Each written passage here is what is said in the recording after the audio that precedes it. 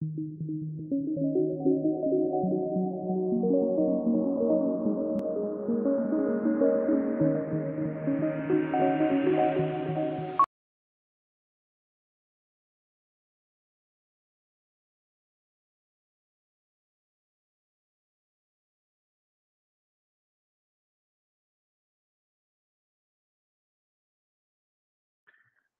nós vamos tá começando aí o curso de cronologia bíblica do Antigo Testamento, certo? Esse curso ele nasceu de uma necessidade até pessoal minha. Ah, eu acho que o Antigo Testamento acaba sendo um quebra-cabeça que muita gente não consegue montar, né? Minha vida toda em igreja, escutava, né, a história de Sansão, Davi e Golias, Moisés, né, do Êxodo, tal.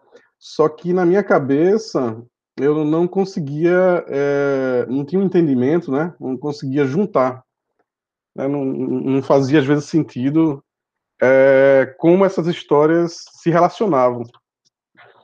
E eu percebi que isso não era uma dúvida só minha, tá? Antes de, para não correr o risco de eu estar falando e vocês não estão escutando, se vocês puderem pelo menos abrir o áudio 2 segundos só para dizer, ó, tô ouvindo, porque eu não tô vendo ninguém, não tô ouvindo ninguém. Então é meio estranho aqui. Eu não sei se estão me ouvindo, se estão. Se Ouvindo. tá, o áudio tá Eu bom. também estou ouvindo, Arthur. Muito bem, Bebel. Eu também estou ouvindo. Tá, né? Estamos ouvindo. Ok, estou ouvindo. Beleza. A voz do João aí pareceu de um contato extraterrestre. Beleza. Agora melhorou? Tá com um chiadinho ainda, mas não, mas só tranquilo, só para saber se vocês estão me ouvindo e me vendo bem aí, para saber se estamos todos conectados aí, tá bom? Então, como eu ia falando, eu senti a necessidade, né, de montar esse curso, uma necessidade pessoal, e eu vi que não era só minha. Muita gente, às vezes, de muito tempo de igreja, não tinha esse entendimento como é que as histórias todo o Antigo Testamento, como é que eles se relacionavam, como é que essas várias histórias, né, do Antigo Testamento se relacionavam. E, e daí veio porque um período da história, por exemplo, o povo era chamado de hebreus, depois, em outro momento, é chamado de israelitas e depois de judeus. Né? Em algum texto da Bíblia fala os hebreus, depois fala os israelitas, depois fala os judeus. Eu digo, como assim? É o mesmo povo, é um povo diferente? Né? Em que momento e por que isso aconteceu, essa mudança? Né? Então, era uma pergunta assim que eu ficava, às vezes, é, que era os nefilins, né? O que era o sinal de Caim, sabe? Então, algumas dúvidas assim que eu tinha. Então, a ideia, ele não é esse curso não é um panorama do Antigo Testamento, tá? A gente vai ver basicamente a história do povo de Israel de forma cronológica, né? Então, a gente vai ver desde Gênesis até Malaquias, toda a história, né? Do desenrolar na ordem, né? De acontecimentos, pelo menos, não de forma exaustiva, né? Porque o tempo e o número de aulas não permite, tá? Essa primeira vai ser um pouco diferente. Então, assim, eu vou projetar aqui para vocês poderem me acompanhando. Então, no final do curso, esse gráfico, inclusive, todo começo de aula eu vou passar para vocês. E a ideia é que vocês fixem esse gráfico que eu vou estar passando, tá? Que é isso aí, tá? Cronologicamente, esses são os acontecimentos é a história, né, que o Antigo Testamento conta. Quando eu dou isso presencial, eu vou passando um por um, né, pelo slide, mas como aqui não tem como, então já aparece tudo de uma vez. Então, temos ali a queda, né? Temos Noé, a história de Noé, temos a Torre de Babel. Isso é o primeiro período dos começos, tá? O segundo período aí temos o período dos patriarcas, que a gente também tem cronologicamente ali o livro de Jó, ele está aqui inserido, né? Então, Abraão, Isaac, Jacó e José. Temos o período aqui dos 400 anos, povo cativo, no cativeiro, escravo no Egito, período do Êxodo, terceiro período, né, com Moisés. Temos o quarto período, período da conquista, com Josué. Temos o quinto período, os juízes, período dos juízes. E sexto período aí, o período da monarquia, tendo Saul, Davi e Salomão, cada um reinando 40 anos. E depois temos o período do reino dividido, sétimo período, né? Reino do Norte, Reino do Sul, com Israel ao norte, tendo aí a capital Samaria, 10 tribos que eram ao norte, teve 19 reis e nenhum fez o que era bom aos olhos do Senhor, né? Durou 209 anos. E o Reino do Sul, um tempo depois, né?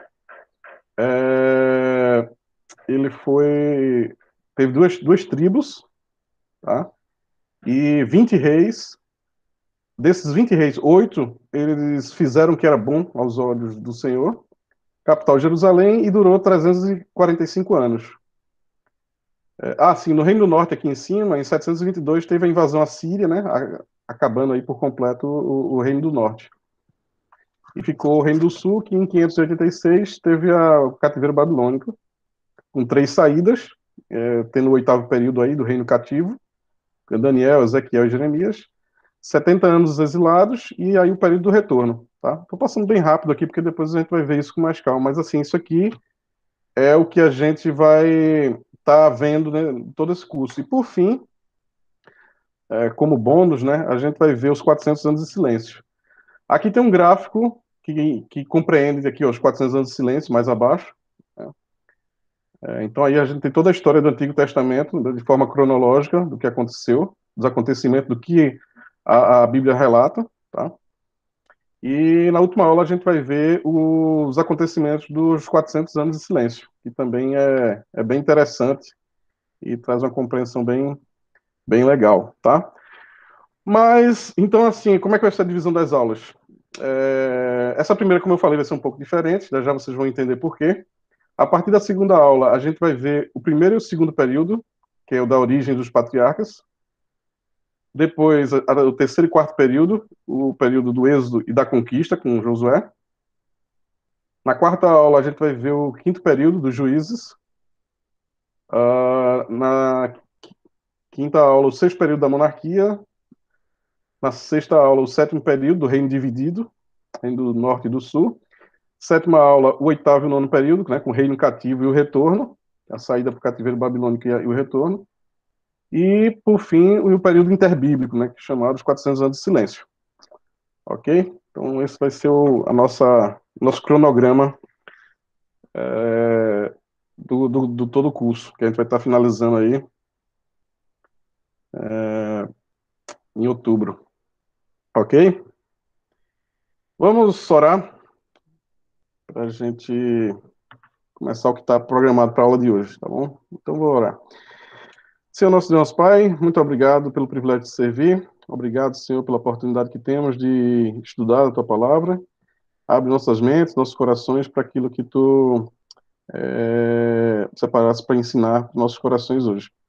Ter cada um aqui, aqueles que ainda estão para se conectarem aqui.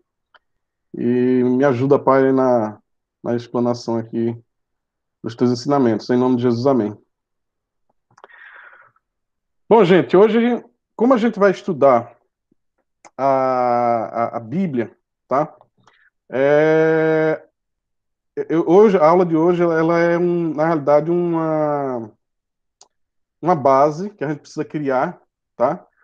Para que assim, para a gente até avaliar o nosso conhecimento, tá? Então, hoje a aula, ela vai ser um teste, tá? E a gente vai fazer o que eu chamo aqui de bibliômetro. Tem o palmômetro lá do Silvio Santos, né? A gente aqui tem um bibliômetro, que é um medidor aí de conhecimento bíblico, né? Algumas coisas estão bem básicas, mas outras nem tanto, né? E quando eu fiz assim esse teste, não está na íntegra da forma que eu fiz, mas eu vi assim, nossa, quanta coisa que eu não sei, né? Quanta coisa que eu preciso aprender ainda da palavra de Deus, tá? Então, tem algumas perguntas aqui que eu vou projetar para vocês, tá? Eu não sei como é que vai acontecer nesse formato, porque pessoalmente eu entrego a folha, a pessoa preenche, e aí eu tenho uma ideia de quem está terminando, né? Mas eu vou precisar de um retorno de vocês, tá? Ou abrir o microfone, ou então você abre a câmera para dar um joia, para eu poder seguir, tá? Então, me ajudem aí, por favor. Então, eu vou apresentar algumas perguntas aqui. À medida que vocês forem anotando aí, respondendo, pegue uma folha, um papel, tá? E à medida que vocês forem respondendo, aí vocês dão assim um ok, eu preciso saber para poder seguir, ok? Combinado? Não estou ouvindo nem vendo ninguém, mas beleza. Combinado. É bem estranho isso aqui. Pode escrever no chat? Ah, não, porque essas primeiras perguntas são bem pessoais. Então é algo que eu quero que vocês respondam. Depois esse questionário aqui eu vou mandar para vocês depois verem, porque vocês vão anotar só a resposta aí, né? Então depois eu vou mandar para vocês. O objetivo com isso é vocês até se avaliarem, né? Assim, o conhecimento de vocês bíblico, tá? Então é uma coisa pessoal aí, Enzo. Então, assim, é bom que vocês escrevam no papel ou no computador de vocês aí, para depois vocês reverem e revisar isso aí, tá joia? Então lá vai. Deixa eu só mudar aqui. Vocês conseguem ver aí? Sim, dá para ver. Pronto, beleza. Sim. Então a primeira pergunta eu quero que você responda aí, ó. Com que frequência você lê a Bíblia? E aí as opções: nunca, uma vez por mês, uma vez por semana, 2 ou 3 vezes por semana ou todos os dias, tá? E aí você escolhe uma dessas respostas e bota no papel, ok? Com que frequência você lê a Bíblia? A segunda pergunta é: quando você lê, quanto tempo passa lendo? Então, 5 ou menos, 5 minutos ou menos, 15 minutos, 30 minutos, 45 minutos ou mais de 1 hora? Então, quando vocês terminarem essas duas primeiras aí, eu passo para a próxima, tá? Com que frequência você lê a Bíblia? Tem essas opções aí. E quando você lê, quanto tempo você passa lendo? Vai de 5 minutos até mais de 1 hora.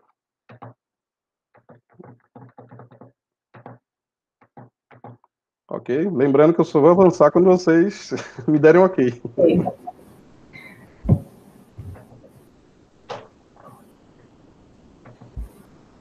Ok.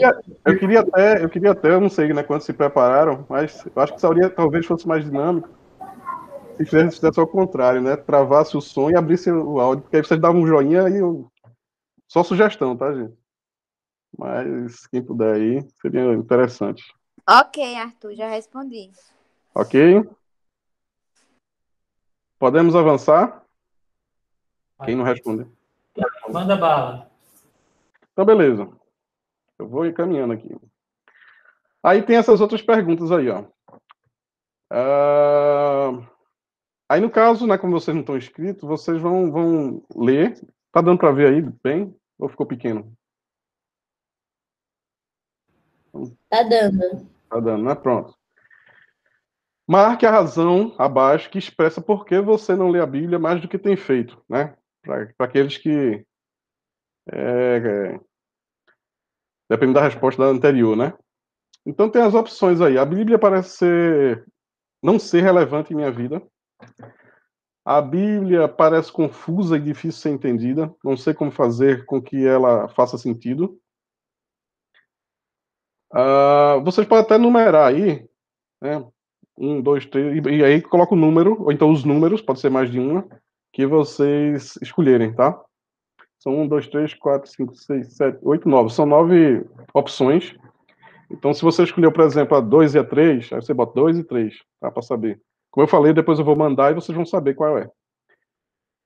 A 3, né? Eu li a Bíblia, eu lia a Bíblia e isso me fazia bem. Mas depois de algum tempo não parecia ter mais o mesmo impacto. Então acabei desistindo.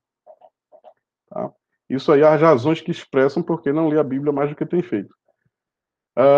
4. Sinto-me culpado quando leio a Bíblia. 4. 5. A Bíblia é irremediavelmente desatualizada. Ela contém algumas histórias interessantes, mas tem pouco a ver com os dias de hoje.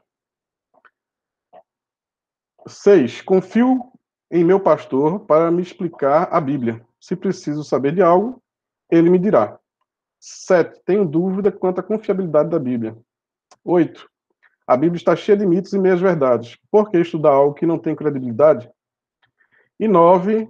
Não ler a Bíblia e é só isso. Não se trata de não ler a Bíblia. Não leio nada. Então, é uma pessoa que não, assim, se você não tem costume de ler nada, então a Bíblia é só mais algo que você não lê. Tá?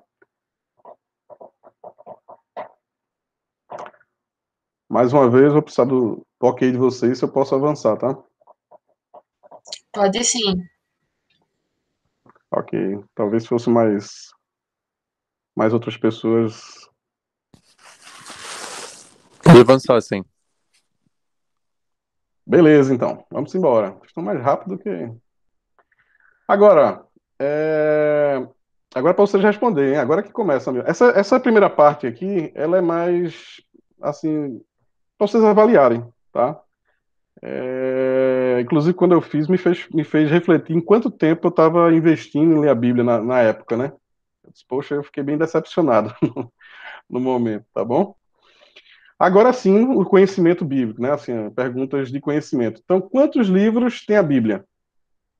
Lógico que eu peço para vocês, né? Vou confiar em vocês, que vocês não estão com a Bíblia do lado aí para consultar, tá?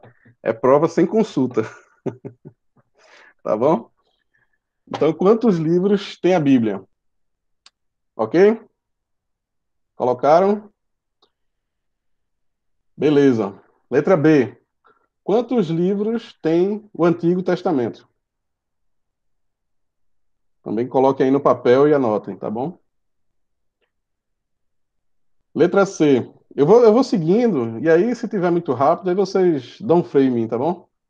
Mas assim, eu incentivo, como eu não tô confiando que vocês estão acompanhando e fazendo aí, mas seria muito bom se vocês estivessem realmente respondendo aí, tá? Letra C. Quantos livros tem o Novo Testamento? Se você respondeu corretamente as duas primeiras, a terceira fica fácil, né? Só fazer subtrair e aí fica fácil. Letra D. Quantos livros são poéticos? São considerados livros poéticos, livro de poesia. Letra E. Quantos livros são considerados históricos? Aí, no caso histórico, eu estou considerando o Pentateuco mais os históricos, né? Incluindo aí o Pentateuco, tá bom? Então, quantos livros são os históricos, incluindo o Pentateuco, tá? Que também é livro histórico. Letra F. Quantos livros tem o Pentateuco? Essa talvez seja fácil. Mas teve gente em outras vezes que eu apresentei esse curso que erraram. Então, nem tudo é tão elementar assim, né? Letra G. Quantos livros proféticos? São livros proféticos. Total. Letra H. Quantos livros tem os profetas maiores? Quantos são os profetas como um todo, né? Os livros proféticos gerais. Quantos são os profetas maiores? E letra I. Quantos livros tem os profetas menores? Quantos livros compõem os profetas menores? Quantos livros, letra J, compõem os evangelhos no Novo Testamento?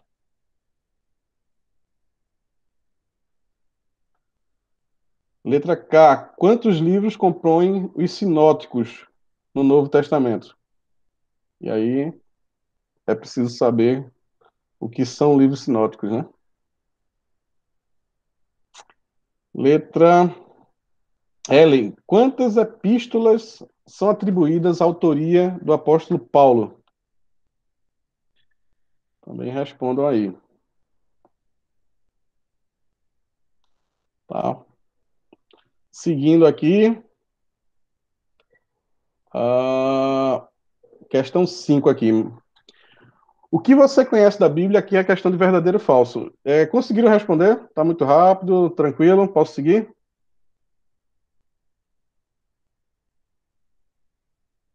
Se for subentender que sim. Vamos para a questão 5, tá? O que você conhece da Bíblia? Marque verdadeiro ou falso conforme os seus conhecimentos indicar. A Arca de Moisés recebeu um casal de cada animal terrestre. Verdadeiro ou falso? Coloque aí no papel. Isaac é pai de Abraão. Verdadeiro ou falso?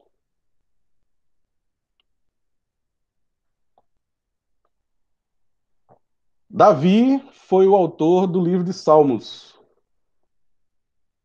Verdadeiro ou falso? Deixa eu ver se consigo aumentar um pouquinho aqui. Aumentar um pouco, né? Letra D. Jesus, em seu famoso Sermão do Monte, proferiu as 12 bem-aventuranças. Verdadeiro ou falso? Letra E. Jesus andou sobre as águas do Mar Vermelho. Verdadeiro ou falso? Letra F. O fariseu era o habitante da Fariseia. Faltou um D aí.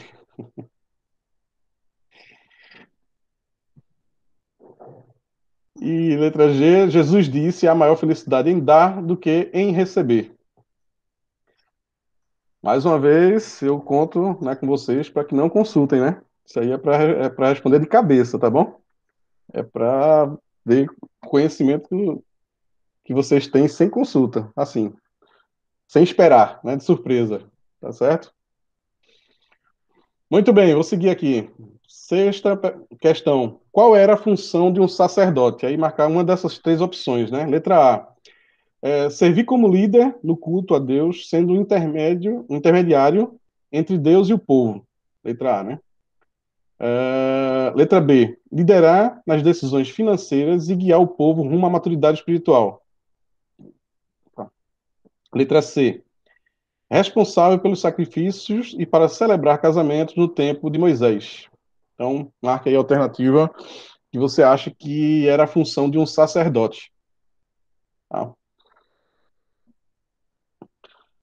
Vou seguindo, tá bom? Qual era a função de um profeta também? Marcar uma dessas três opções. Letra A. Profetizar os mandamentos que Deus deu a Moisés. Indicar ao povo o caminho para a terra prometida. E letra C.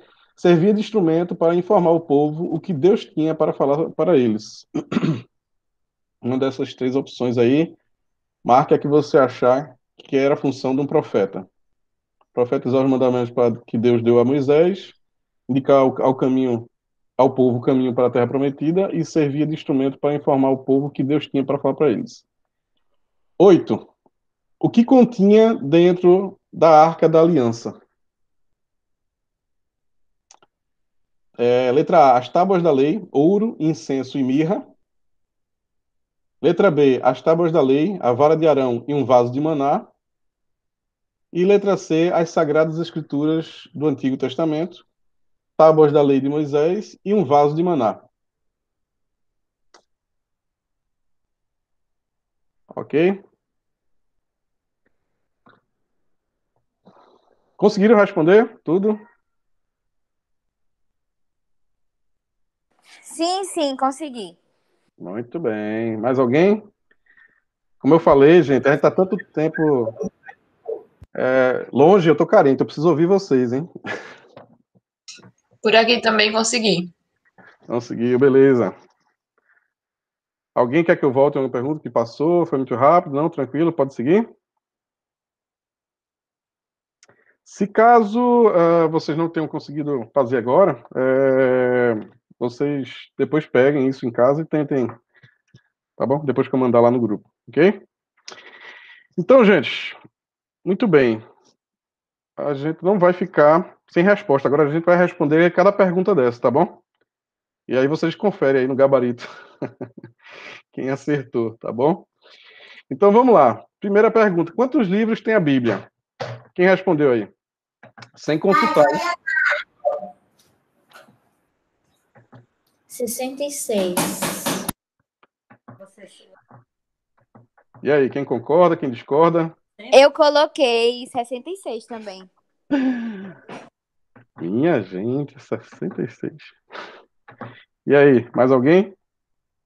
Dou-lhe uma. Silêncio aqui não respondeu. E aí, gente? Vamos lá, hoje eu preciso da participação de vocês, cara.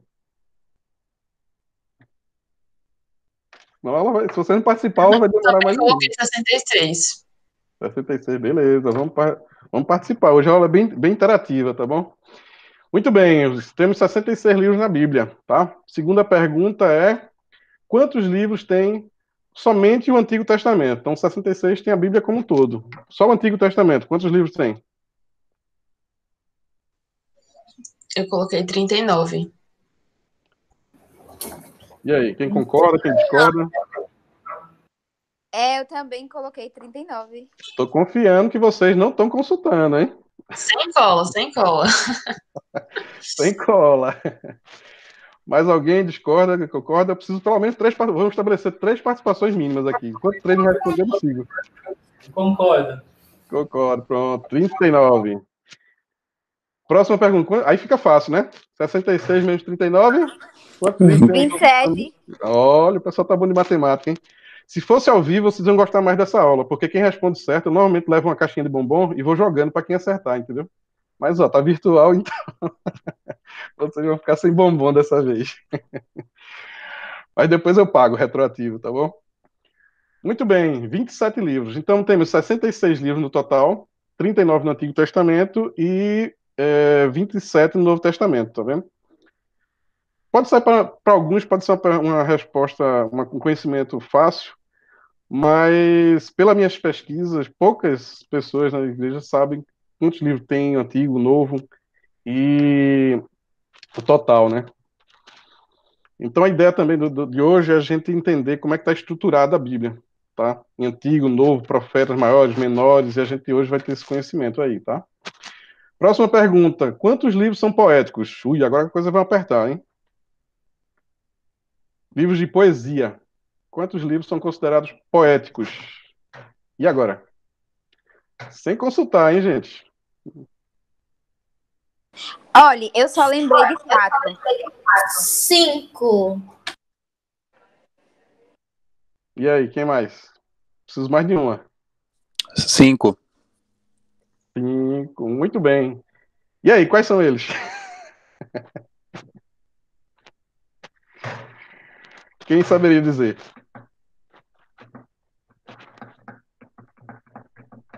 Acertaram o número, mas quais são? Isaías, Jeremias. Quê? Quais são os hang on a livros? second. Poetics. Oh, never mind. Jó, Salmos, Most- Cantares, Eclesiastes. e Provérbios. O Zambelli quer. Não, eu tava respondendo a próxima, desculpa aí. O Zambelli é café com leite. Arthur, Zambelli. eu só Eu? esqueci de um. Eu coloquei Cantares, Eclesiastes, Salmos e Provérbios. Eita, faltou um mesmo. Foi Jó, né? Aqui, ó, exatamente. Né? Jó é considerado um livro poético, tá? Então temos aí Jó, Salmos, Provérbios, Eclesiastes e Cantares, tá? Se vocês quiserem. Depois eu mando isso para vocês, tá bom? Porque a ideia é que vocês adquiram esse conhecimento, tá bom? Beleza, vamos seguir aqui. Quantos livros são históricos? Livros históricos, incluindo, como eu falei, o Pentateuco, tá? Quantos são?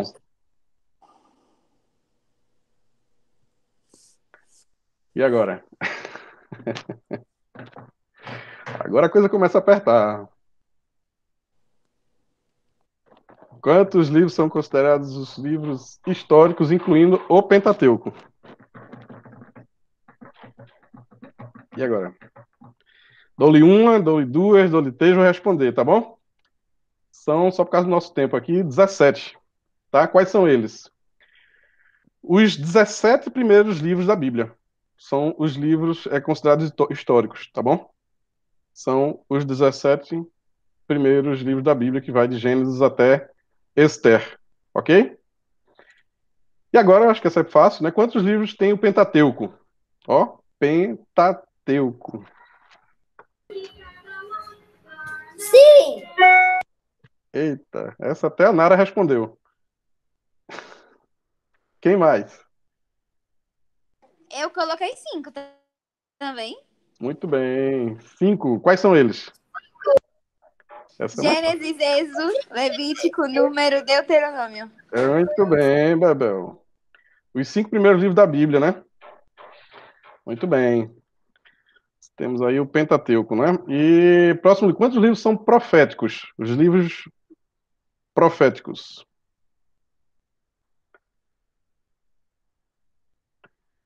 Livros considerados proféticos, dos profetas. Quantos são?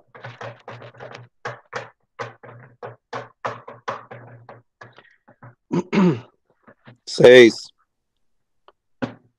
Quem mais? acho. Quantos livros?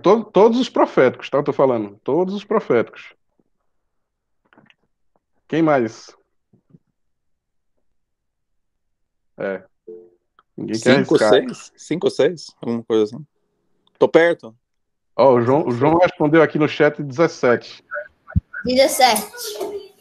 Muito bem. Quem respondeu 17 tá certo. Quais são eles?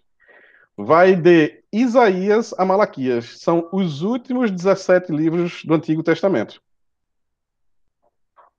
Tá?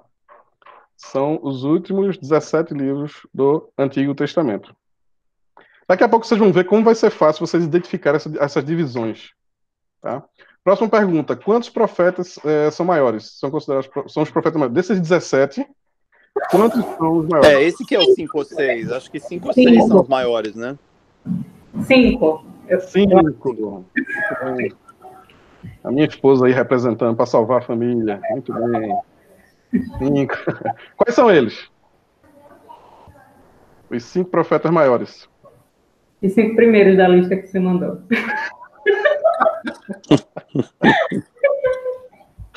Isaías. Tá certo. Tá certo, mas né, isso aí né, é proceder, né? Isaías, Jeremias, Lamentações, Ezequiel, Ezequiel e Daniel, tá? Esses são os considerados profetas maiores. Então, dos 17, os 5 primeiros, né, na sequência lá do Antigo Testamento, são os profetas maiores, que vai de Ezequiel, Isaías a Daniel. E os menores, aí fica fácil, né? 17 menos 5. Quantos são os menores? 12. Muito bem, rapaz. Quais são eles?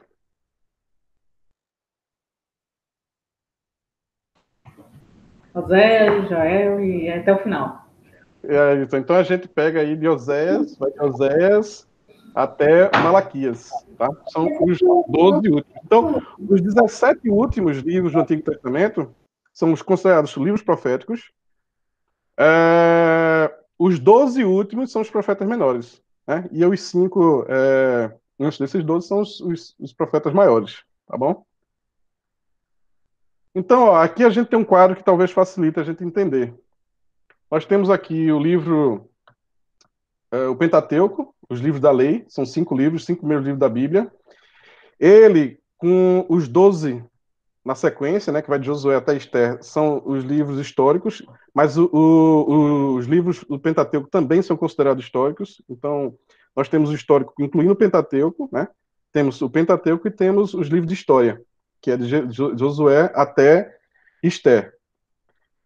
Depois de Ester, nós temos Jó até Cantares. Jó, Salmos, Provérbios, Eclesiastes e Cantares são os livros de poesia, os livros poéticos, tá? E é tudo nessa sequência, como está lá na Bíblia. E os 17 últimos livros são os livros proféticos, dos quais os 5 primeiros dessa lista de 17, né? De Isaías a Daniel, são os profetas maiores, e de Oséias a Malaquias, os profetas menores. Então, se a gente for ver, a gente tem os 17 primeiros livros, são os livros históricos, dos quais os 5 primeiros é o Pentateuco. No meio tem os 5 livros de poesia, poéticos, e depois os 17 últimos livros temos os livros proféticos, dos quais os 5, né, de Isaías a Daniel, são os profetas maiores, e de Osés a Malaquias, os profetas menores. Tá? Tem esse quadro aqui também que talvez facilite. Então temos 17 livros de história, 5 sendo Pentateuco e 12 de história, né? 5 livros poéticos no meio, e os 17 últimos, profetas maiores e menores, dividido em 5 maiores e 12 menores. Tá? Depois eu vou mandar isso aqui para vocês terem. Ok? Tranquilo? Podemos seguir? Então pronto. Próximo. Quantos livros compõem os evangelhos do Novo Testamento? Quantos são? Você já sabe que eu vou perguntar quais, né? 4. 4. Mateus, Marcos, Lucas e João. Lucas e João. Muito bem. 4. Mateus, Marcos, Lucas e João. Essa aqui é pergunta de EBD mesmo, né? Quantos livros compõem os sinóticos do Novo Testamento? Ixi, aí precisa saber a definição do sinótico, né? 3. Quantos livros compõem os livros sinóticos? Quem concorda, quem discorda, quem protesta, quem não sabe? Quantos são sinóticos? Os evangelhos são 4. E os sinóticos? Esse aí da foto não sou eu não, tá, gente? É só uma ilustração que eu peguei na internet, tá? O Enzo falou 3. Quem concorda? Quem discorda?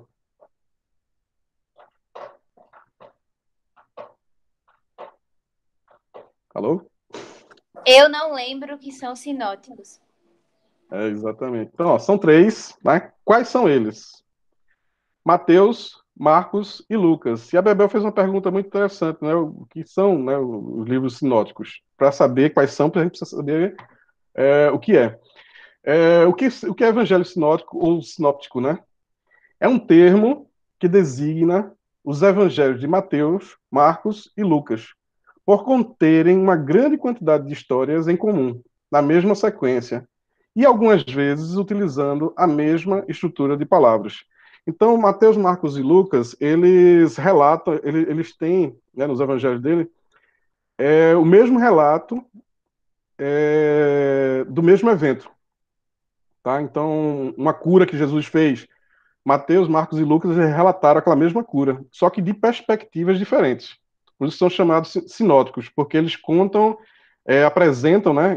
Não, tem coisa que só Marcos tem coisa que só Lucas, tem coisa que só Mateus tem, mas tem coisas que eles têm em comum, que eles relataram, né? Algo que aconteceu lá com Jesus, alguma história lá, cada um registrou de uma forma diferente, mas é um registro do mesmo evento, tá?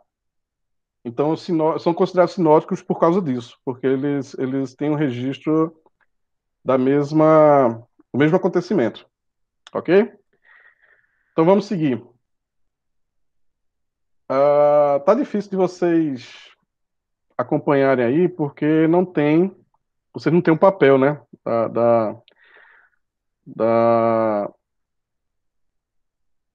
No caso aqui, a resposta é a letra L, né? Como é que vocês vão saber qual é a letra L, né? Quantas epístolas são atribuídas à autoria do apóstolo Paulo? E aí, quem sabe? Quantos o apóstolo Paulo escreveu, né? Quantos livros? Quantas epístolas? 13. Quantas? 13. Na minha conta tinha dado 12. 12? Acho que são 13. E agora, hein? E agora? 13 ou 12? Vamos ver? São 13. Quais são eles? Vai de Romanos. Peraí. Romanos a Filemão, só que contando aí, né? Primeira e segunda, tá bom? Então, são 13 as epístolas atribuídas ao apóstolo Paulo, tá? E aí tem um detalhe interessante que eu queria ver com vocês. Aqui a gente tem um quadro da divisão do Novo Testamento, tá? temos ali os 4 livros dos Evangelhos, são os 4 primeiros livros do Novo Testamento, de Mateus a João, certo? Temos o livro de História, que é o livro de Atos, relatando aí o surgimento da igreja primitiva. E temos 21 epístolas, tá? De Romanos até Judas. E, por fim, o livro de profecia, o livro profético de Apocalipse, certo? Então, desses, os 3 primeiros do Novo Testamento são considerados sinóticos, porque eu já falei, né, que relatam de perspectiva diferente o mesmo evento, tá? São considerados sinóticos. E temos aí de Romanos a Filemon essas 3 epístolas que foram atribuídas à autoria do apóstolo Paulo, tá? Só que alguns podem perguntar, né, mas e Hebreus? Né? E Hebreus? Teve um tempo que Hebreus era colocado, né, como o autor, o apóstolo Paulo. Mas, ultimamente, não tem sido designado a ele a autoria de Hebreus. Na realidade, o autor de Hebreus é um autor desconhecido. Tá? Pelos estudos recentes, não temos uma definição de quem é o autor de Hebreus. Como eu falei, por um tempo foi atribuído a Paulo, mas hoje não tem mais essa atribuição do livro. Ok? Então, aqui está um quadro em forma gráfica aí, os sinóticos, Mateus, Marcos e Lucas, os 3 primeiros evangelhos, livro do Novo Testamento, e esses 3 de Romanos até Filemão são os livros, as epístolas da autoria de Paulo. E Hebreus não tem um autor conhecido, ok? Seguindo, questão 5, letra A. Arthur, Eu? posso fazer um comentário? Diga. Você falou de Paulo, no capítulo 2 de Hebreus, no versículo 4, fala assim: Deus também nos deu testemunho dela por meio de sinais, maravilhas, diversos milagres e dons do Espírito Santo. Desculpa, ele começa antes. No 3. Esta salvação, primeiramente anunciada pelo Senhor, foi-nos confirmada pelos que a ouviram. Esse é um versículo que critica muito a autoria de Paulo, porque Paulo foi ouvinte primário de Jesus, e não secundário.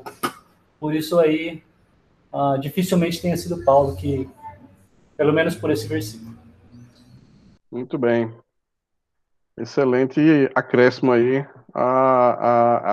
o porquê, né, de que não foi atribuída a Paulo a autoria de Hebreus aí, tá? Hoje é um autor desconhecido, tá? Então, muito bem, agora eu vou precisar ler para vocês, né, porque vocês não têm aí a folha e não lembram, né, porque vocês leram. Vocês lembram, acho que a resposta foi verdadeiro ou falso. Mas a pergunta da questão 5 é o seguinte, que conhecimento você tem da Bíblia, né? Marque verdadeiro ou falso conforme o conhecimento de cá. Então, a letra A fala o seguinte: a Arca de Moisés recebeu um casal de cada animal terrestre, verdadeiro ou falso? Essa vai ser bem rápida. Falso.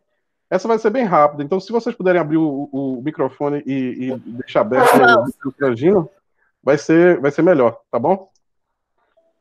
Falso. Ué, por quê? Mas não tinha um casal de cada animal? Porque a arca não é de Moisés, é de Noé. É de Noé. Pegadinha. Muito bem. Exatamente.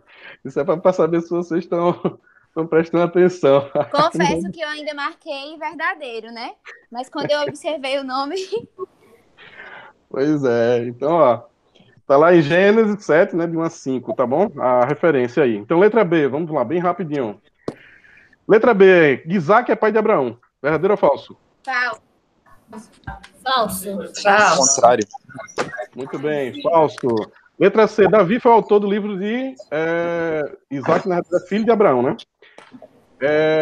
Letra C, Davi foi o autor do livro de Salmos. Verdadeiro ou falso? Verdadeiro. Davi foi o autor do livro todo de Salmos. Todo o livro de Salmos. Eu acho que é falso. Todo o livro de falso. É falso. Na realidade, Davi escreveu metade dos poemas de Salmos. 73 salmos foi de autoria de Davi, tá bom? De todos os salmos, né? Ele escreveu metade. Letra D. Jesus, em seu famoso Sermão do Monte, proferiu as 12 bem-aventuranças. Verdadeiro ou falso? Eu fiquei na dúvida se realmente eram 12, mas não poderia conferir. Eu fiquei. Não sei se eu boto verdadeiro ou falso. Falso. Jesus, o seu famoso Sermão do Monte, proferiu as 12 bem-aventuranças. E aí? Falso? É falso. Na realidade, Jesus proferiu as 8 bem-aventuranças no Sermão do Monte. Mateus, capítulo 5, do versículo de 1 a 12, tá bom? Ok? Vamos seguir? Letra E. Jesus andou sobre as águas do Mar Vermelho. Verdadeiro ou falso? Falso. Falso. Eu gosto assim, de convicção. Falso. Tá parecendo aquela cabine do Silvio Santos, né? Sim! Não! Falso. Muito bem. Por quê? Ele andou no mar da Galileia. Galileia. A gente tá aí, ó, tá registrado lá em Mateus, em Marcos e João, nas passagens aí, tá? Tá aí as referências para quem quiser conferir. Letra F, Jesus... Aliás, fariseu era o habitante da Fariseia. Verdadeiro ou Falso. falso? Falsíssimo. Eu já peguei verdadeiro nessa, viu? Fariseu era um grupo de judeus ultraconservadores, né? Eles foram duramente criticados por Jesus pela sua falsidade, né? Chamado de hipócrita, raça de víboras, né? Jesus criticou fortemente. Letra G, Jesus disse: a maior felicidade em dar do que em receber. Verdadeiro? Eu que te pergunto. É porque eu acho que foi ele que falou. E aí? Jesus disse ou não disse isso? E onde é que tá isso? Falso. Ah, não lembro, não. Sem pesquisar, hein? Olha a honestidade aí. Jesus disse: a maior felicidade em dar do que em receber. Isso é um dito popular ou tá na Bíblia? Ah, é verdadeiro?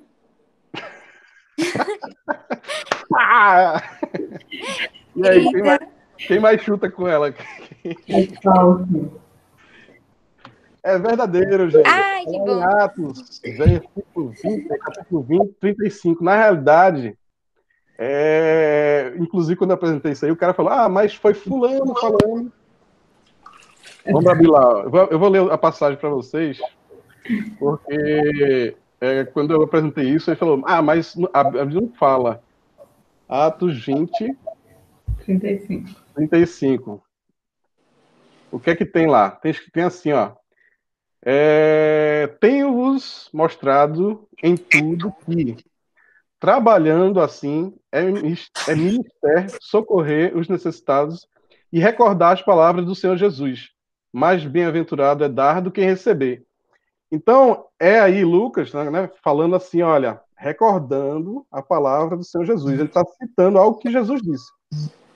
Então, a pessoa, uma vez, quando eu apresentei esse curso, falou: mas a Bíblia não está dizendo que ele disse, né? Tipo assim, é Lucas dizendo que ele disse. Eu digo: sim, mas se a Bíblia é infalível, é inerrante, né?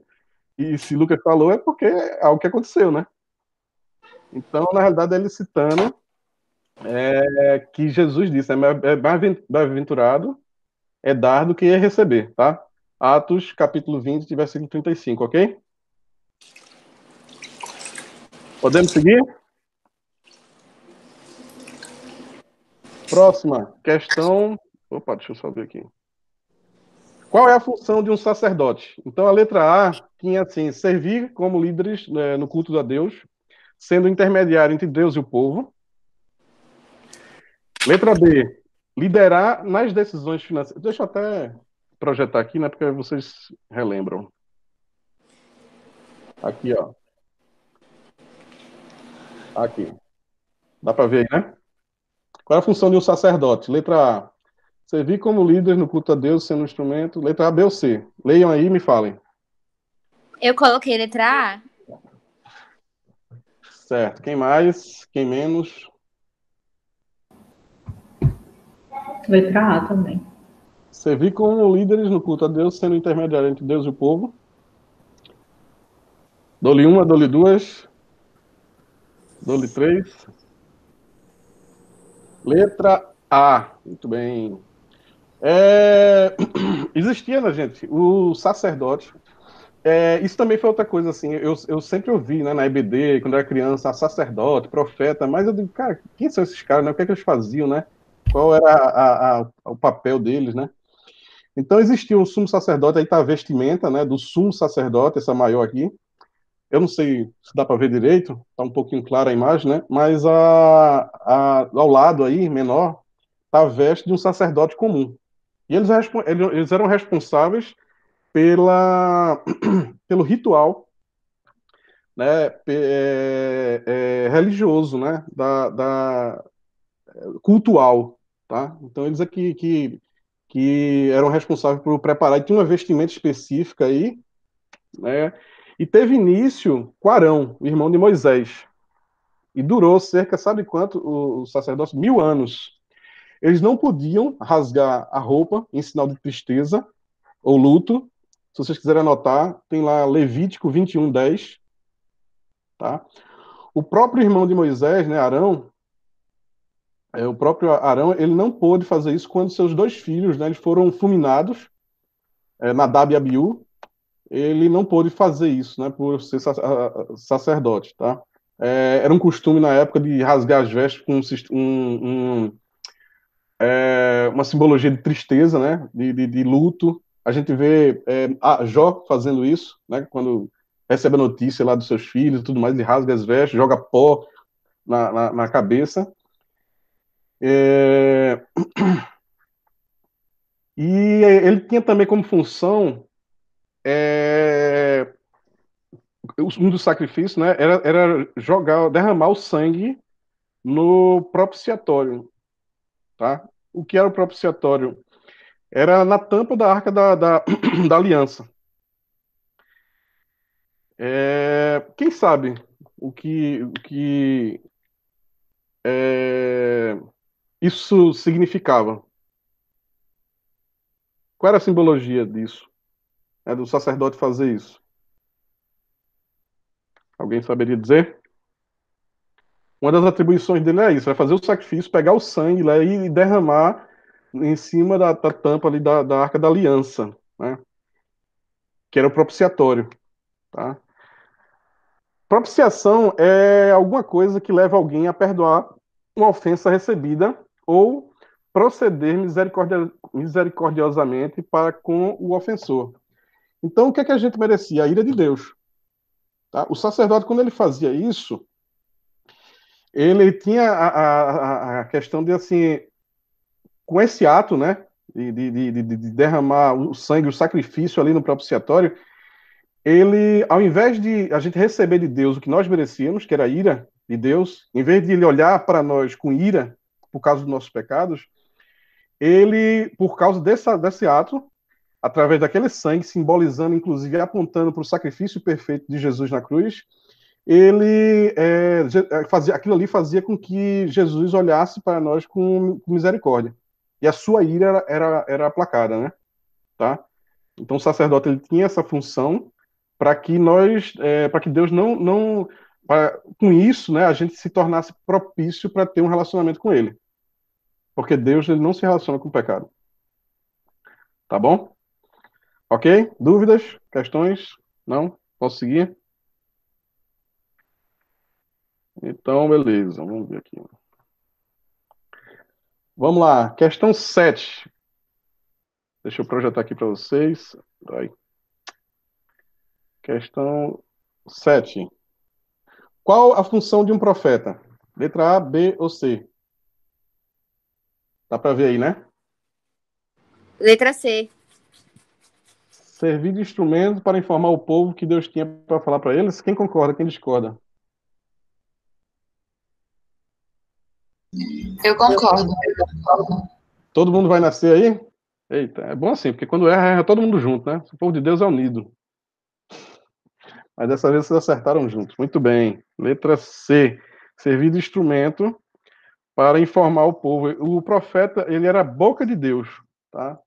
Ele passava, né? Ele tinha a função ali de passar, né? Ele falava, eis que disse o Senhor.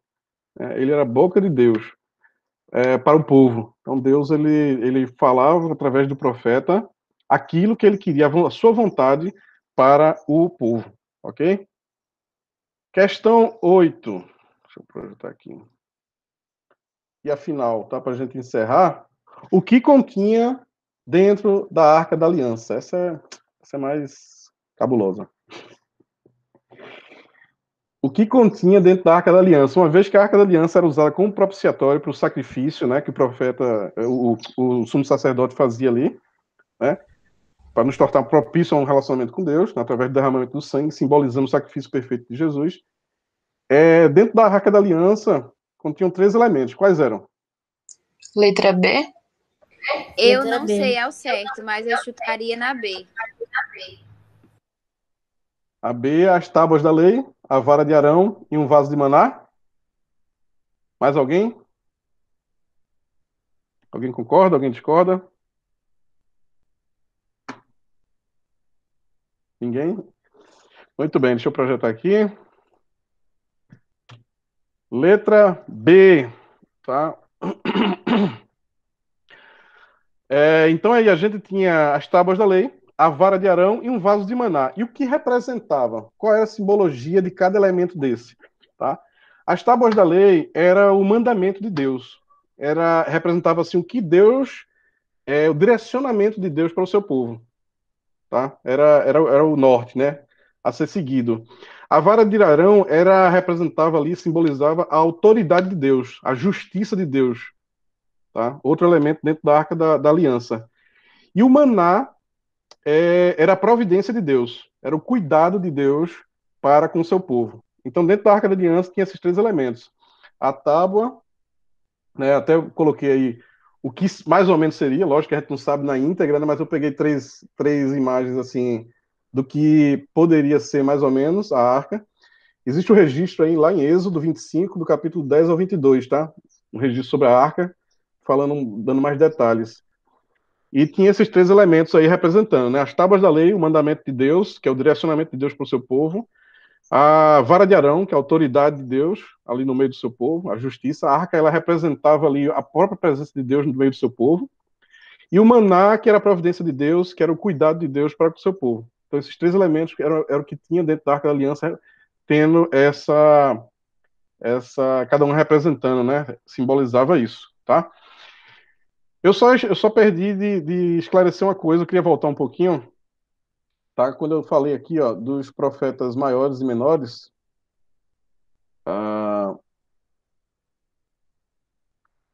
tá? Bom, projetando não tem... quantos livros tem os profetas maiores e os menores, né? Nessa parte eu esqueci de falar uma coisa. Deixa eu interromper aqui. Você sabe por que tem essa classificação de profetas maiores e menores? Por que foi classificado em profetas maiores e menores? Será que os maiores tinham mais de 2 metros, os menores eram 1,60 m? Será que era isso? Alguém saberia dizer o porquê e por quem foi feita essa classificação? Sim, não? Não sei, quero saber. Me ajude.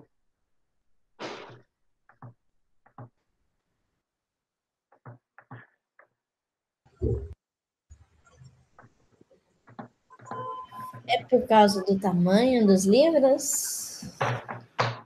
Olha, muito bem. Isso aí, Enzo. Elas foram assim classificadas, sabe por quem? Por Agostinho, em 354, né, a 430, né, o período de vida de Agostinho, né, grande filósofo e teólogo cristão. Ele foi quem criou essa expressão em virtude justamente disso que o Enzo falou, por causa dos volumes dos seus escritos. Tá? Não tem a ver com relevância, não é porque os maiores são mais relevantes e os menores menos, não. É só pelo volume dos escritos. Tá? Os livros dos profetas menores eles são tão pequenos, né, que foram reunidos na versão na antiga, né, versão grega do Antigo Testamento, que é a Septuaginta, né, em apenas um livro, tá? Que foi chamado de Dodecaprofeton, ou seja, 12 profetas, tá? Então, trata somente de uma divisão material e teórica somente para fins didáticos, ok? Então, gente, hoje a aula ela foi mais assim para ter esse conhecimento, tá? Para a gente saber um pouco mais assim das divisões, como está estruturada, né, a Bíblia, como ela está dividida, né, em Antigo, Novo, profeta maior, menor, poético, né, uma vez que a gente se propõe a estudar a Bíblia, é importante a gente entender a estrutura, como ela está dividida e como ela está estruturada, tá? E também tirar algumas dúvidas, né, com a função do profeta, do sacerdote, o que é que tinha na Arca da Aliança, tá? São coisas que a gente usa, o que é a propiciação, né? São termos que a gente, na nossa vida, a gente escuta, mas a gente às vezes não sabe o que significa, o que é, né? Então, essa primeira tem esse objetivo de a gente criar essa base aí, para a partir da próxima semana a gente começar com o primeiro período, o período dos começos, que é o de Gênesis, tá? Do capítulo 1 ao capítulo 11. Tá ok? Então, por hoje é isso. Alguma pergunta, alguma dúvida? Tudo tranquilo? Tranquilo, Arthur. Foi muito boa a aula. A ideia é essa, né? Tem coisas que a gente pensa que já, né? E espero que tenha agregado aí o conhecimento para vocês, né? Pelo menos de entender um pouco, né, da Bíblia, uma coisa que a gente tem como cristão, né? Saber, ok? Então é isso. Se alguém tem mais uma dúvida, gostaria de orar com vocês para a gente estar encerrando esse primeiro momento e aguardar a próxima semana aí a gente continuar com o primeiro período de Gênesis, o período dos começos. Tem muita coisa interessante que aconteceu, que a gente vai falar lá, tá bom? Então vamos orar. Alguém gostaria de falar alguma coisa? Eu queria, não sei. Tranquilo? Não, Posso orar? Arthur, só falar que eu gostei muito, muito edificante. Tá eu e mãe aqui assistindo juntas e ela também gostou muito, viu? Já estou Amém. aguardando o próximo domingo. Amém, que bom. Vamos saber, então. Então vamos orar, hein? Senhor nosso Deus, nosso Pai, muito obrigado pelo tempo, obrigado pelos seus ensinamentos e abre nossas mentes, nossos corações, Senhor, para que tu tens nos ensinado a cada dia através da Sagrada Escritura. Ser com meus irmãos em Cristo, no dia de hoje, nos dá um final de semana debaixo da tua santa proteção. Nos abençoe e nos guarda, que eu te peço e te agradeço em nome de Jesus. Amém. Valeu, gente. Bom domingo para vocês, bom almoço, hein?